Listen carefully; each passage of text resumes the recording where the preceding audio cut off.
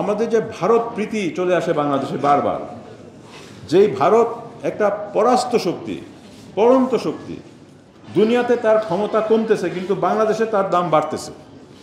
কেন একটা রাষ্ট্র যার কোনো বন্ধু নাই, যে সামরিকভাবে পাকিস্তান তার নাকের উপরে যে ঘুষিটা মারলো, তার 6-7টা বিমান ফেলে, এবং তার সে কিছুই করতে পারলো না, বাংলাদেশে তার এত দাপট কেন?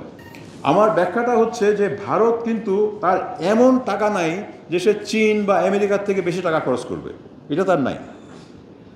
ভারতের এমন ক্ষমতা নাই যে সে চীন বা আমেরিকা বা অন্য কোনো দেশের থেকে তার বেশি সামরিক শক্তি আছে, এটাও তার নাই।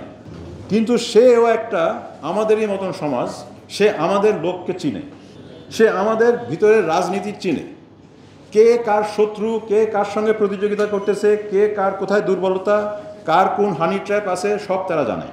তখন সে কি করে, সে একজনকে বলে যে তুমি আমাদের সঙ্গে আসলে তোমাকে আমি কিছু সাহায্য দেব, তুমি তোমার প্রতিযোগীকে নামাইতে পারবা। এটা আমাদের সব সংস্থা, আমি আর নাম ধরে বললাম না, সবগুলোর মধ্যে এটা চলতেছে। এখন একই আস্থাহীনতা। আমি হয়তো ভারতপন্থী না, আমি হয়তো ভারতের সঙ্গে যাইতে চাই না, উনিও না, কিন্তু আমি জানি যে ভারতপন্থীরা সবাইকে অ্যাপ্রোচ করতেছে। এখন আমার তো আস্থা নাই, সে যদি চলে যায়, সে ভারতপন্থী না কিন্তু সে সুবিধাবাদী কারণে চলে যেতে পারে ওই সাইডে, তো গেলে আমি তো আউট হয়ে যাব, কারণ সে কিছু বাড়তি পয়সা সাপোর্ট পাবে, তার নেটওয়ার্কে চলে যাবে, আমি হেরে যাব।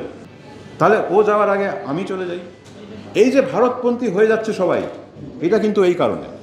এরা আমার মনে করি বেশিরভাগ কিন্তু আসলে ভারতপন্থী না, তারা আস্থাহীনতার কারণে চলে যাচ্ছে, যে আমাকে আউট করার আগে আমি তাকে আউট করে দিই, আমি ওদিকে চলে যাই। এই অলিগার্ক ওকে কেনার আগে আমি বিক্রি করে দিই, ও আমাকে আগে নিয়ে নেয়, তার টাকাটা অন্তত আমি পাই। এইটা হচ্ছে আস্থাহীনতা।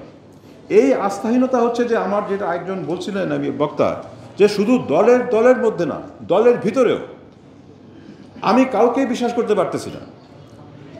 তো এখানে যখন আমি বিশ্বাস করতে পারতেছি না, তখন যেটা হয় যে যার ক্ষমতা সে জিতে। পুরো সমাজের আস্থা অনেক সময় লাগবে। আমাদের ফোর্সের মধ্যে আমাদেরকে আস্থা তৈরি করতে হবে। সেটা করার জন্য আপনাকে রাজনৈতিক কাজ করতে হবে, এবং রাজনৈতিক কাজটা এরকম হবে যে যারা ভয়ে বা অনাস্থার কারণে বিক্রি হয়ে যায়, তাদের সঙ্গে আমাদের কোনো সম্পর্কই থাকবে না, তাদেরকে আমরা ক্ষমা করতে পারবো না। তার মানে না মারামারি, তার মানে না কাটাকাটি, তার মানে এক ঘরে করা। যখনই এটা হবে, আমাদেরকে এই জায়গাতে আসতে হবে যে এটা গ্রহণযোগ্য না। এক, দ্বিতীয়ত ওই কাজটা আমাদেরকে চালাই যেতে হবে, যে যারা চুরি করছিল, যারা অলিগার্ক, তাদেরকে একটা শাস্তি দিতে হবে, একটা দেখাইতে হবে আমরা সেখানে আমরা নাছোড়, ওটা আমরা যেতে দেবো না। নির্বাচন হোক না হোক, নির্বাচনের পরে, নির্বাচনের আগে ম্যাটার করে না। ওই যারা চুরি করছিল তাদের পিছনে আমরা থাকবো। এই সিগন্যালটা যাইতে হবে। এর থেকে মানুষের আস্থা আসবে যে না, নির্বাচন হয়ে গেলে সব ক্ষমা, এখন ওরা আবার চলে আসছে, আবার ওরা টাকা দিয়ে কিনে ফেলছে, না, এটা হতে দিব না। যাকেই কিনেন, যাকেই করেন, যারা চুরি করছে তাদের পিছনে আমরা থাকবো। এটা হচ্ছে 2। 3 হচ্ছে একেবারে মাঠ পর্যায়ে যারা আগের ইসের সঙ্গে ছিল, পার্টির সঙ্গে ছিল, আওয়ামী লীগের সঙ্গে ছিল, তাদের সঙ্গে মারামারি না, কিন্তু শনাক্ত করা, যে আপনি ক্ষমা চাইতে হবে, আপনাকে একটা প্রাইস পে করতে হবে, যে আপনি যে করছেন, সমাজকে দেখতে হবে যেটা গ্রহণযোগ্য না। এই কাজগুলো যদি করতে থাকি, আমাদের পক্ষে কিন্তু লোক আসবে। সেটা যেই দলই করুক। আমি কোনো দল করি না, আমি কোনো বিশেষ দলকে সাপোর্টও করি না, এগেনস্টও না।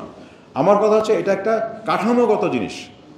বাংলাদেশে একটা পরিবর্তনের সুযোগ এসছে, এবং সেটাকে আমাদের নিতে হবে, যে যেই দলই করতে পারে সেটা ভালো।